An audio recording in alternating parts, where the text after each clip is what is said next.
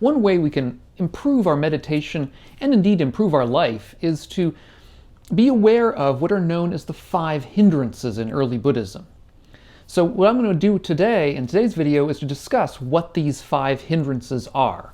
I'm Doug Smith of the online Dharma Institute, where you can find courses about early Buddhism, the Dharma of early Buddhism. If you're new to this channel and interested in living a wiser and a kinder and a calmer life, consider subscribing to this channel and click the bell down below if you want to receive notifications when I come out with new videos. So what are these 5 hindrances? To begin with, they are parts of tendencies of the mind that get in our way when we want to do meditation. But there are also tendencies of the mind that get in our way in ordinary life. They make our life harder in many ways. They can be understood metaphorically as the Armies of Māra. Many of us may be familiar with the figure of Māra in early Buddhism. I did a video about Māra a while back, and I'll put a link to that video down below if you're not familiar with Māra. But Māra is basically, can be thought of as a sort of a metaphorical personification of a clinging, of craving, of death, of whatever keeps us bound to suffering in our lives. And the armies, it said, the armies of Māra are these 5 hindrances. That is, they're ways that the mind brings us back into our difficult states of life. And so when we try to become more equanimous, when we try to become calmer, more non-attached in various ways, Māra fights back. And this is one of the ways that Māra fights back, or I should say these 5 ways are ways that Māra fights back. We can at least think of them that way. Now, it's often said within meditation that all meditation is good, that it doesn't really matter how our mind works when we're meditating. We can spend our time in daydreams while we're sitting in meditation, but that could still be a good meditation if we're aware of that. And of course, there is indeed some truth to that matter. We can indeed have a good meditation, or relatively good, when our mind is in a certain kind of turmoil. Nevertheless, the Buddha did talk about these hindrances as, in a sense, making our meditation less successful in various ways.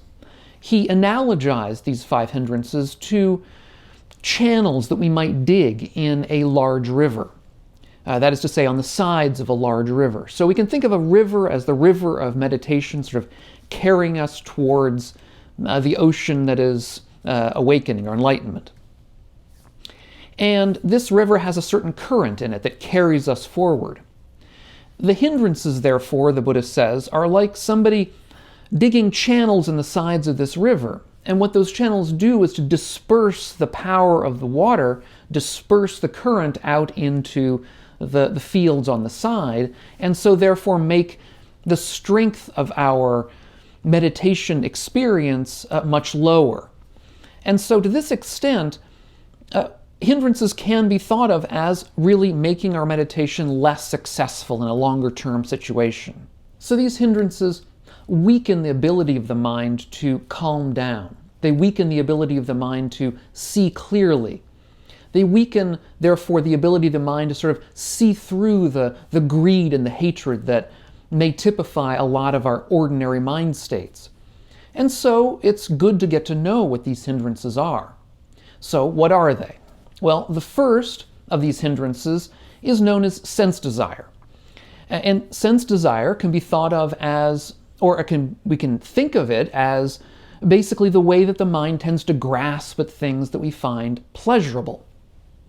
So for example, when we're in meditation, we may be caught up in some kind of a daydream about some pleasant state of affairs, perhaps caught up in a daydream about some future trip that we might take, or about some object that we might want to buy or purchase or own. We may be caught up also in experiences in the present moment. So this hindrance of sense desire may not, it can involve the mind thinking about things, but it can also involve sense experience directly. So we may hear a beautiful music off in the distance and get lost in that, or we may smell some wonderful fragrance. Perhaps somebody's cooking something, and so we get hungry. And that as well is a form of sense desire.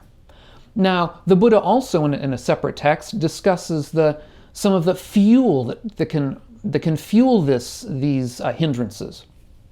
Some of the ways that we can make these hindrances worse, or indeed have them arise in the first place.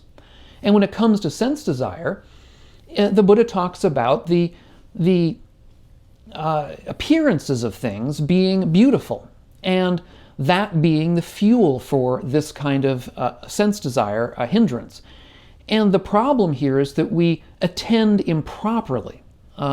It's basically we focus our mind in a way that's not helpful to us on the beautiful features of either thoughts or memories or potential future possibilities or things that are around us in the moment. And if we do that, we can then get lost in craving these things and wanting them to remain, and therefore, as it were, get outside of our ordinary ability to perform good meditation. The second hindrance is the hindrance of ill will. And here again, we, in meditation, and of course all these are also can happen to us in daily life as well, but let's talk about for meditation for right now. In meditation, we may be caught up in a thought about something that annoys us, or some hate-filled kind of recollection. We may really hate something or be very angry about something and spend time in meditation going over that. That would be an example of ill will. Or also, it may be an experience that we're having in the moment while we're sitting meditating. Perhaps somebody's making noise, somebody's banging around upstairs, or perhaps we're sitting in a group of people and somebody is breathing loudly or something like that. These kinds of things that tend to happen in meditation when we're in a group. And when that happens, we can be caught up in this hindrance of ill will. What one of the, or I should say, the fuel of this hindrance is what Bhikkhu Bodhi has translated as the repulsive, which may be a little bit strong, but in any event, that sort of gets at the point here, that there are features to the world around us that push us away, that we find unpleasant. And if we attend to those features in an unskillful way, we can therefore be caught up in this hindrance of ill will. We can basically be fomenting the arising of anger within us that can overwhelm us and overwhelm our ability really to see things clearly and overwhelm our ability to sit in a calm state of meditation. The third of these hindrances is known as dullness and drowsiness. That is, sometimes when we are in daily life or in meditation, we can be overcome by either being sleepy, literally sleepy, we want to go to sleep, and so the mind is sort of dull, or we may just be dull, sort of unable to come up with energy just on its own. And what can fuel this involves, Thanisar has translated one of these words as boredom. I think boredom is a good potential, as just sort of general sluggishness. Or one of the things that is described is sleepiness after a meal. So oftentimes we'll be aware, especially if we do meditation at different times of the day, we'll be familiar with the fact that after we've eaten, if we want to sit down and spend time in meditation, we often get sleepy. The fourth hindrance is known as restlessness and remorse. Now, some people treat this as a single kind of idea, restlessness and remorse, that the restlessness and remorse sort of come together in this hindrance always. Other people treat it as sort of two related ideas, that on the one hand we can be restless, and that's a hindrance, and on the other hand we can be remorseful, and that's also a hindrance. And different scholars and different practitioners treat this hindrance in different ways. For myself, I tend to think it's more helpful to treat these as two separate but related ideals or ideas. So on the one hand, we can be remorseful. That is to say, we may have done something bad in the past, something that we regret, And that regret bubbles up within us during our meditation, or indeed in our daily life. And as such, it sort of holds us up, it stops us, it gets us into an unpleasant or sad state of mind, or even a sort of a self-hating state of mind, which is a form of ill will, really, one of the past hindrances we discussed. Now, the second aspect of this is restlessness. And restlessness is perhaps one of the deepest hindrances, perhaps the deepest, because it's said that at least some residue of restlessness persists up until we become enlightened. In other words, enlightenment involves, one of the things it involves is the final ending of restlessness. Well, there's some dispute about whether that is really a hindrance at that point, but we'll leave those discussions aside. The point is that it's very difficult to get rid of this. Now, what is the fuel for restlessness? Well, the fuel is essentially paying attention to the unsettledness of mind. So our mind is ordinarily going to be, to an extent, unsettled, especially when we first sit down to meditation, or indeed in everyday life. And if we spend time sort of unskillfully paying attention to that unsettledness and sort of reflecting upon it and getting ourselves, as it were, agitated about that agitation, we can actually make things worse. So this paying attention to this unsettledness is indeed, in a sort of an ironic way, one of the fuels of that very unsettledness. Now, the fifth and final hindrance is the hindrance of doubt. And what this is that we have oftentimes concerns, questions about our practice, about even what we're doing either at the very moment. In other words, we're concerned about whether we're doing our meditation properly, or whether we're using doing it using the right skill set. Or we may have a sort of a more global kind of doubt about whether we're pursuing the right path, or whether we're living the right life, the right kind of life. And what fuels this doubt are these very questions and concerns.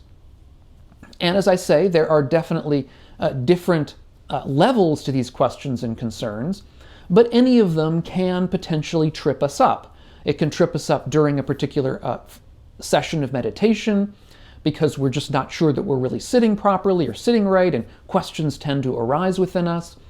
Or indeed, they may really derail our entire effort along the path, because we just don't understand why we're doing it, or all of a sudden we have lots of questions.